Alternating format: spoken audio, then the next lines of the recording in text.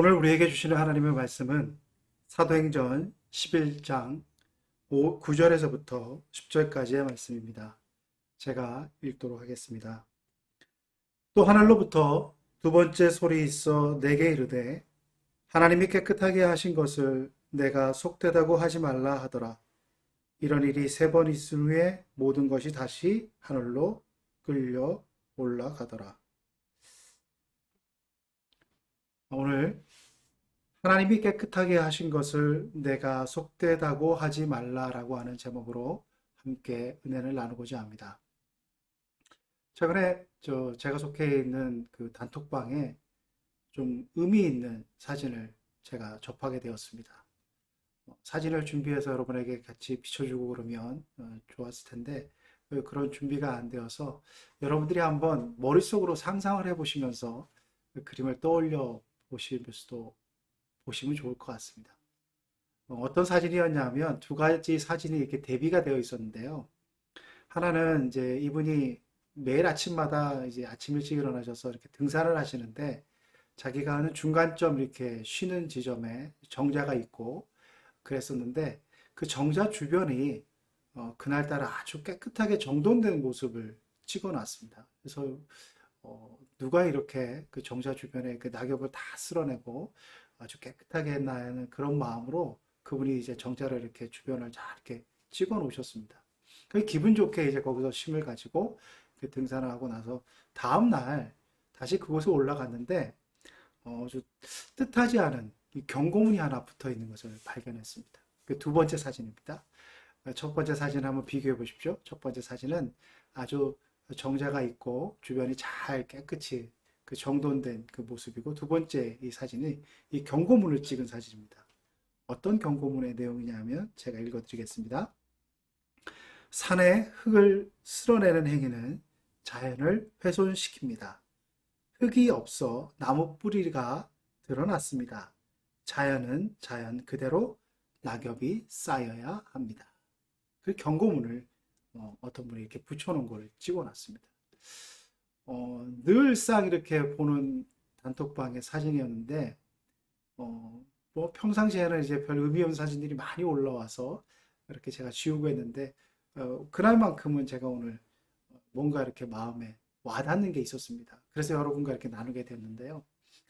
왜 그러냐 하면, 그 사람이 생각할 때는 이렇게 정자 주변을 잘 깨끗이 쓸어놓고 또 대부분의, 저도 아마 그렇게 생각했을 것 같습니다. 대부분의 많은 사람들이 주변을 잘 정돈되어 것을 참 이렇게 누가 이렇게 선행을 했을까 이렇게 좋은 의미로 받아들였으리라 생각이 드는데 이 선행이 자연을 훼손시키는 오히려 자연의 순리를 거스르는 일이라고 하는 그런 관점에서도 볼 수 있는 행위였다라고 하는 것이었습니다. 그래서 우리가 일반적으로 생각하기에는 참 이렇게 주변을 잘 정돈된 일이 칭찬받아야 되는데 어떤 관점에서는 이렇게 산의 흙을 쓸어내고 낙엽을 치우는 것이 자연을 훼손시키는 일이기 때문에 그 사람의 관점에서는 경고문을 써붙이고 이렇게 하지 말라라고 하는 그런 상반되어지고 또 이렇게 관점에 따라서 전혀 다른 가치를 가지는 일이 발생하는 것을 제가 그 사진을 통해서 느껴볼 수 있었습니다. 우리 주변에 참 이런 일들이 많이 벌어지는 것 같습니다. 내가 생활하고 또 내가 가지고 있는 가치관, 내가 평생을 익숙해왔던 그런 모든 것들을 통하여서 내 관점으로 세상을 바라보기 때문에 내 관점에서 벗어난 일들에 대해서 그것을 받아들이거나 그것을 새롭게 이해하려고 하는 노력보다는 그것은 잘못되었다고 배척하고 또 그것을 어떻게 보면 또 정죄하는 일까지 벌어지는 현상이 오늘날 우리 주변에 참 많이 벌어지는 것 같습니다.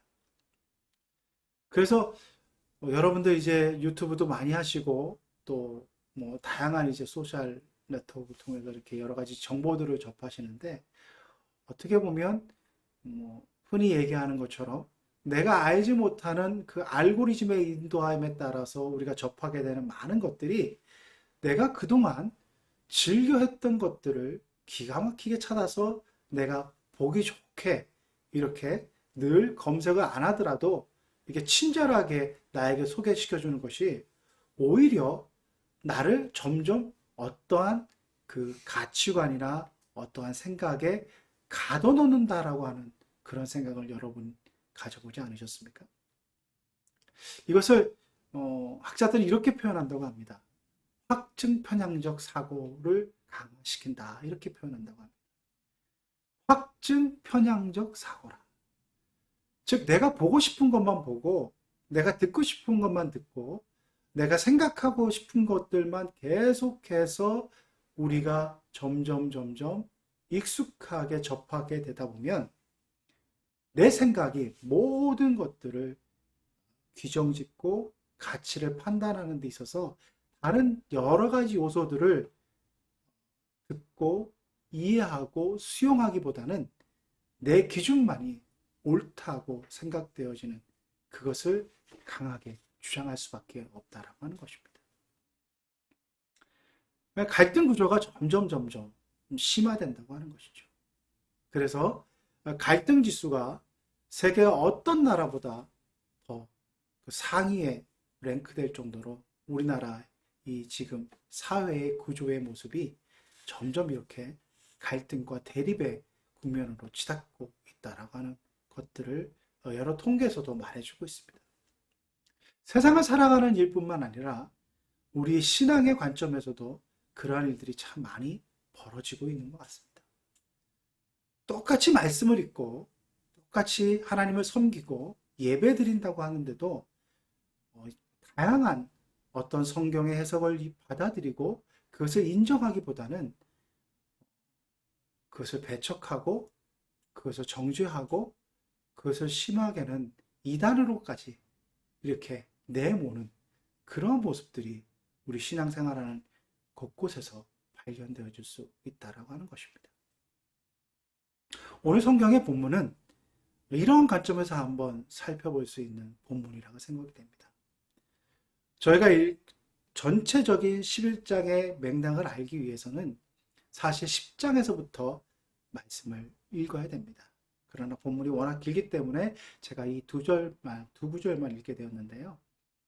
사도행전 10장에 나와 있는 이야기들은 이렇게 전개되고 있습니다.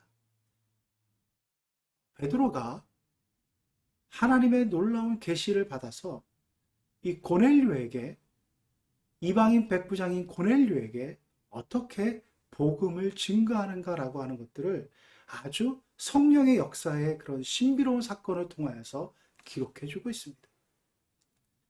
이스라엘의 그 관습, 베드로가 수십 년 일평생 지켜왔던 관습으로 보면 도저히 받아들일 수 없는 부정한 음식들을 하나님께서 이렇게 내려주셔서 그것을 먹으라고 베드로에게 권합니다.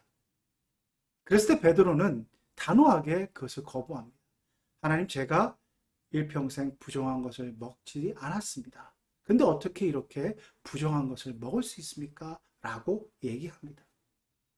사도행전 10장 15절에 오늘 우리가 읽었던 것 같은 똑같은 그 본문이 이렇게 나와 있습니다. 그것을 두 번에 걸쳐서 이렇게 나오고 세 번째까지 보여주는 가운데서 오늘 저희가 읽었던 본문이 사도행전 10장 15절에도 똑같이 나오는데 이렇게 얘기합니다. 하나님이 깨끗하게 하신 것을 내가 속되다고 하지 말라. 이렇게 말하고 있습니다. 베드로의 관점, 아니 유대 전통의 관점에서 보면 이것은 분명한 하나님께서 금하신 것입니다. 레위기 11장에 보면 여러 가지 부정한 것들의 명단이 쭉 나옵니다. 그리고 레위기 20장 25절에 26절의 말씀은 이런 것들을 통합적으로 말씀해주고 있는 구절이 있는데 이렇게 말씀해주고 있습니다. 레위기 20장 25절의 말씀에 너희는 짐승이 정하고 부정함과 새가 정하고 부정함을 구별하고 내가 너희를 위하여 부정한 것으로 구별한 짐승이나 새나 땅에 기는 것들로 너희의 몸을 더럽히지 말라라고 분명하게 하나님께서 금지하고 계십니다.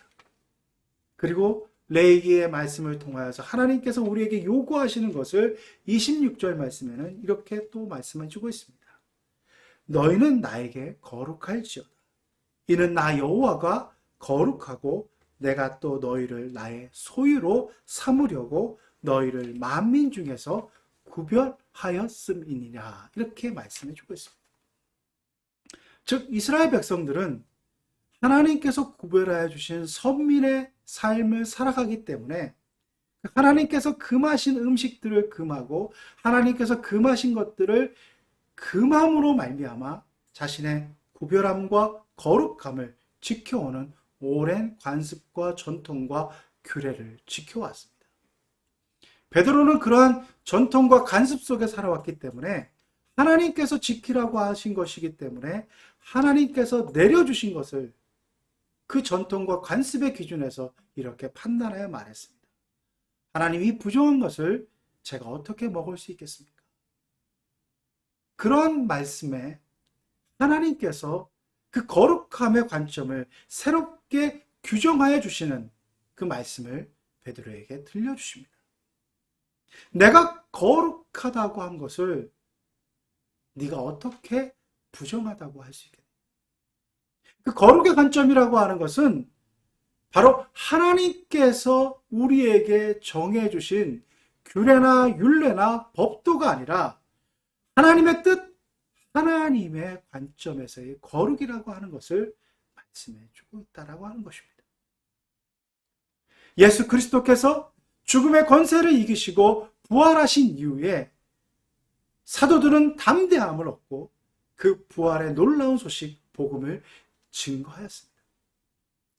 그 부활의 놀라운 소식을 증거하는 놀라운 역사들 가운데 베드로가 이방인에게 가서 복음을 전하는 사건이 사도행전 10장에 나오는 고넬료, 이방인 백부장인 고넬료에게 전하는 사건입니다. 부활의 생명을 얻고 부활의 놀라운 소식을 그 가슴에 간직하였지만 베드로뿐만 아니라 많은 사도와 그 당시에 많은 사람들은 그 부활의 놀라운 소식은 유대인들에게만 주어진 놀라운 소식이라고 생각을 했고 그것은 자신들에게만 주어진 하나님의 계시라고 여겼습니다. 그래서 그것이 이방인에게까지는 증거되지 않는다고 생각했는데 그 모든 관점과 가치관과 그 생각들을 전복시키는 사건이 베드로 10장에 나오는 사도행전 10장에 나오는 백부장인 고넬료를 에게 말씀을 증거하는 베드로의 영적인 체험이 기록되어져 있는 사도행전 10장 사건이라고 하는 것입니다. 사도행전 10장 사건에 통하여서 이방인에게도 우리가 받았던 똑같은 성령이 임하였고 이방인에게도 하나님께서 우리를 거룩하게 하신 것처럼 그들도 거룩하게 하였다고 하는 정말 그들에게는 도저히 받아들일 수 없는 엄청난 사건, 엄청난 가치관의 변화를 일으키는 그런 사건이 그들에게 다가왔다고 하는 것입니다. 여러분 한번 생각해 보십시오. 내가 평생을 생각했던 그 가치관, 그 생각에 옳다고 여겼던 이치, 또 진리라고 생각했던 것들이 어느 한순간 급격한 변화를 통하여서 놀라운 어떤 경험을 통하여서 그것이 새롭게 해석되어졌다고 하는 것을 많은 사람들이 얘기한다고 해서 여러분 그것이 하루아침에 받아들여지는 것이 쉽겠습니까? 그 하루아침에 받아들여지는 것이 쉽지 않고 어렵다고 하는 일이 바로 오늘 우리가 읽었던 사도행전 11장의 배경인 것입니다. 사도행전 11장 1절 말씀은 이렇게 시작하고 있습니다. 유대에 있는 사도들과 형제들이 이방인들도 하나님의 말씀을 받았다 함을 들었더니 이렇게 얘기하고 있습니다. 즉 하나님의 역사 가운데 이방인인 백부장 고넬료에게 놀라운 성령의 역사가 나타났고 그도 회개하고 우리가 받았던 성령을 받고 그도 하나님의 백성이 되었다고 하는 사실을 사도들과 예루살렘에 있던 많은 사람들이 들었다 하였습니다. 알고 있었습니다. 그 놀라운 소식을. 그런데 그들은 그 놀라운 소식을 통하여서 하나님 앞에 찬양하며 자신의 가치관을 바꾸고 자신의 생각들을 다시 한번 점검해 보는 것이 아니라 그러한 일들을 행한 베드로에게 기존에 가졌던 관점을 가지고 그를 힐난하고 그를 정죄하고 그를 비판하는 모습을 베드로에게 보여주고 있습니다. 사도행전 12장 말씀에 이렇게 얘기했습니다. 베드로가 예루살렘에 올라갔을 때에 할례자들이 비난하여 이르되 내가 무할례자의 집에 들어가 함께 먹었다 하니 이렇게 말씀해 주고 있습니다. 분명히 하나님께서 행하신 놀라운 사건을 들었음에도 불구하고 그들은 기존에 그들이 가지고 있었던 율법의 규례, 전통과 관습의 기준을 통하여서 베드로를 신란하며 비판하기 위해서 베드로에게 다가왔다라고 하는 것입니다. 오늘 본문 우리가 읽었던 말씀은 이러한 배경 속에서 베드로가 그들을 설득시키고 베드로가 경험했던 것들을 통하여서 하나님께서 우리에게 어떻게 새로운 역사를 이루어 가시는가 하는 것들을 그들에게 설명하고 그들에게 새로운 그 관점을 주기 위한 그 이야기 속의 한 본문이라고 하는 것입니다. 여러분, 새롭다고 하는 것, 새로운 관점이 열리고 새세상적인 어떤 가치관이 열린다고 하는 것은 결코 하루아침에 이루어진 일이 아니라고 하는 것입니다. 그 혁명적 변화는 그 개인에게는 정말 하루아침에 혁명적으로 다가올 수 있지만 그것을 내 삶 가운데 이루어 간다라고 하는 것은 참으로 오랜 기간의 지난한 어려움의 연속이 뒤따르다고 한다는 것을 교회의 역사는 말해주고 있습니다. 사도행전에 나와 있는 사도행전 11장 뿐만 아니라 그 이후의 모든 것들이 전개되어지고 있는 그 복음의 증거의 역사들은 바로 기존의 관습과 율례와 율법을 타파하고 하나님께서 우리에게 주신 새로운 가치관, 즉 새로운 복된 소식이 과연 우리의 삶에 어떻게 적용되어야 하는 것들을 그들의 삶의 매 순간순간 그들의 일상 속에서 변화된 모습으로 실천함으로 그 기존의 가치관과 부딪히는 가운데서 무엇이 하나님께서 진정으로 원하는 거룩이며 무엇이 하나님께서 진정으로 기뻐하시는 일인가 하는 것들을 그들이 하루하루의 삶 속에서 정말 어렵고 힘든 여건 속에서 하나님의 그 말씀에 따라서 살아가는 그 일상의 변화 속에서 그 하나님의 놀라운 복음의 역사를 이루었다고 하는 것을 성서는 우리에게 기록해 주고 있다고 하는 것입니다. 그것이 결코 쉽지 않다고 하는 것을 베드로의 행위를 필란하는 베드로의 행위를 베드로 면전에서 비판하는 사도의 바울의 그 비판 속에서도 볼 수 있습니다. 베드로가 그렇게 복음의 감격과 기쁨을 가지고 성령의 그런 놀라운 계시 속에서 이방인 백부장인 고넬료에게 복음을 전했지만 베드로도 아직까지도 그 전통 속에 머물러 있었습니다. 그래서 이스라엘 예루살렘에서 어떻게 보면 종교적인 지도자들이 왔을 때 그들을 피하고 이방인의 그 식탁의 자리를 피하는 모습을 베드로는 보여주었습니다. 그것을 사도 바울은 위선적인 행위라고 비난하며 베드로의 그 모습을 질책하는 정도로 일상적인 어떤 삶의 변화를 이루어간다고 하는 것은 결코 쉽지 않다고 하는 것을 그 사건을 통해서도 알 수 있다고 하는 것입니다. 그렇다면 오늘 저와 여러분에게 하나님께서 거룩하다고 한 것, 내가 부정하다고 생각했지만 하나님께서 거룩하다고 하신 것, 새롭게 거룩하다고 규정하고 하나님께서 새롭게 나에게 먹으라고 권하는 것들은 무엇이 있겠습니까? 여러분, 여러분의 살아오는 가치관 속에서, 여러분이 지금까지 알고 있었던 교리적 지식 속에서, 여러분이 알고 있었던 신학적인 어떤 그 테두리 안에서 뭔가 새롭게 하나님께서 도전하는 것들이 있다고 여겨지시는 그 경험들을 여러분 해보지 않고 계십니까? 만약에 그런 경험들이 없다고 한다면 여러분들은 기존의 관습과 율례와 규범 속에 머물러 있는 위험성이 있다고 하는 것을 스스로 인정하셔야 됩니다. 저희가 믿는 신앙은 개혁신앙입니다.